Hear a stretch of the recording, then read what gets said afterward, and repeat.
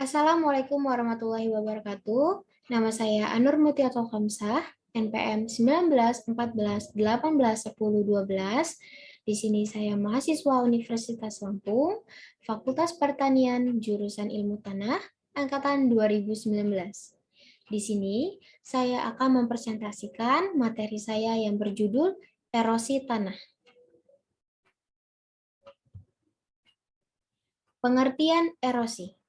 Erosi merupakan penyebab utama degradasi lahan di Indonesia akibat curah hujan dan intensitas hujan yang tinggi. Tujuan materi saya yaitu mengetahui proses terjadinya erosi, bentuk-bentuk erosi, faktor penyebab erosi, metode pengendalian erosi. Proses terjadinya erosi. Yang pertama, penghancuran struktur tanah menjadi partikel-partikel primer oleh energi kinetik dari butir-butir hujan yang menimpa tanah. Yang kedua, perendaman dan pengangkutan partikel-partikel tanah oleh air yang mengalir di permukaan tanah. Bentuk-bentuk dari erosi. Yang pertama yaitu erosi percik atau splash erosion, yaitu energi kinetik yang berasal dari butir-butir hujan dapat melempar partikel-partikel tanah dari satu tempat ke tempat yang lain hingga setinggi 1 meter. Berikut contoh gambar dari erosi percik. Selanjutnya yaitu erosi lembar atau sheet erosion. Pengangkutan lapisan tanah yang merata tebalnya dari suatu permukaan tanah oleh aliran air permukaan yang merata. Dapat dilakukan pengolahan tanah untuk pengembalian. Ini adalah salah satu gambar contoh dari erosi lembar. Kemudian erosi alur atau rill erosion. Pengangkutan tanah dalam bentuk alur-alur pada permukaan tanah akibat aliran air permukaan terkonsentrasi pada titik-titik tertentu tempat terbentuknya alur. Ini adalah salah satu contoh gambar erosi alur.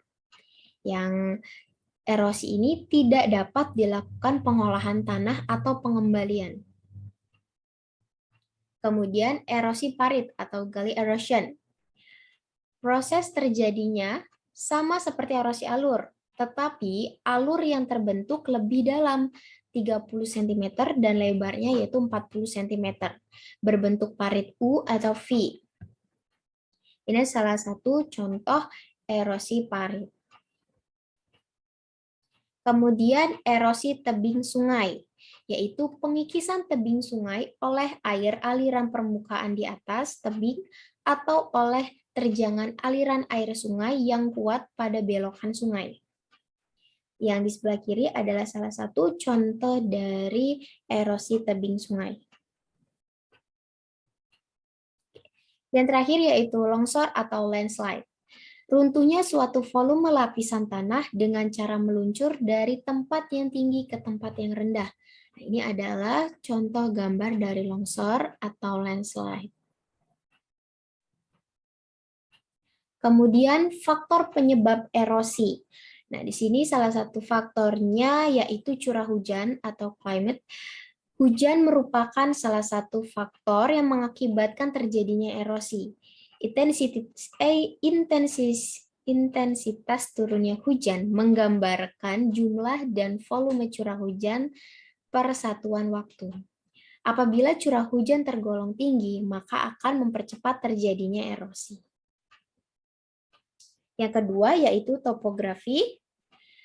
Bentuk wilayah berlereng akan semakin meningkat apabila curah yang mengakibatkan aliran permukaan akan menjadi semakin meningkat, sehingga kekuatan pengangkut juga meningkat. Bentuk lereng yang memanjang mengakibatkan volume air yang mengalir menjadi semakin besar, mengakibatkan percepatan dari erosi. Selanjutnya, ketiga yaitu vegetation atau vegetasi. Apabila suatu permukaan bumi mempunyai vegetasi yang rimbun, maka daerah tersebut akan lebih terhindar oleh bahaya erosi karena adanya akar-akar yang menancap pada tanah. Yang keempat yaitu soil atau tanah. Apabila tanah memiliki tekstur yang kasar dan halus, maka tanah tersebut akan tahan terhadap erosi. Kepekaan tanah terhadap erosi, yaitu bahan organik yang mempengaruhi kemantapan suatu struktur tanah. Pembahasan selanjutnya yaitu metode pengendalian erosi. Metode yang pertama yaitu metode vegetatif. Cara pengolahan lahan miring dengan menggunakan tanaman secara sarana konservasi tanah. Metode ini melindungi tanah dari daya perusak butir-butir hujan yang jatuh dan aliran permukaan, memperbaiki kapasitas infiltrasi tanah. Contohnya itu seperti penghutanan dan penghijauan, penanaman tanaman penutup tanah, dan penanaman dalam strip menurut kontur. Yang kedua, yaitu ada metode mekanik. Cara pengolahan lahan tegalan atau tanah darat dengan menggunakan sarana fisik seperti tanah dan batu sebagai sarana konservasi tanahnya. Ini untuk memperlambat, menampung, dan menyalurkan aliran permukaan dengan kekuatan yang tidak merusak. Contohnya dari metode mekanik yaitu pengolahan tanah minimum atau tanpa olah tanah, rorak atau parit buntu, pembuatan guludan atau guludan bersalur menurut konturnya, dan pengolahan tanah menurut kontur.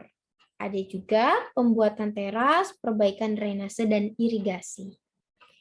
Dan yang ketiga yaitu metode kimia. Cara pengolahan menggunakan bahan kimia pembenah tanah atau soil conditioner. Yang ini bertujuan untuk meningkatkan kemantapan struktur tanah sehingga partikel-partikel tanah tidak mudah terdispersi dan terangkut aliran permukaan. Contoh soil conditioner ini yaitu polyacrylamide atau PAM, polyvinyl alkohol yaitu PVA, bitumen, dan krylium. Cara penggunaannya itu soil conditioner plus air dengan perbandingan tertentu, kemudian disemprotkan ke permukaan tanah, lalu tanah diaduk dengan cangkul atau garuk. Oke. Selanjutnya kesimpulan. Kesimpulan dari materi saya kali ini yaitu melihat proses terjadinya bentuk-bentuk erosi. Tadi ada beberapa bentuk dari erosi dan beberapa faktor. Bentuknya itu seperti erosi percik, erosi lembar, erosi alur, erosi parit, erosi tebing sungai, dan longsor. Itu faktor penyebab erosi. Maka kita dapat melakukan pengendalian erosi yang sesuai dengan bentuk-bentuknya, sesuai dengan faktor-faktornya. Manusia sebagai salah satu faktor penyebab erosi harus meminimalisir terjadinya erosi dengan melakukan kegiatan sederhana. Salah satunya kegiatan sederhananya itu seperti penghijauan, penanaman tanaman penutup tanah, yaitu seperti tadi metode vegetatif.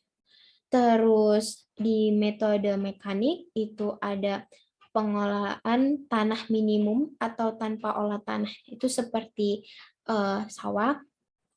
Terus pembuatan guludan atau guludan bersalur menurut kontur. Lalu ada pembuatan teras. Nah, teras di daerah sawah gitu, dan perbaikan drainase dan irigasi. Kemudian kegiatan sederhananya diantaranya seperti itu. Oke, terima kasih. Demikian presentasi dari saya. Mohon maaf jika ada salah kata. Saya akhiri. Wassalamualaikum warahmatullahi wabarakatuh.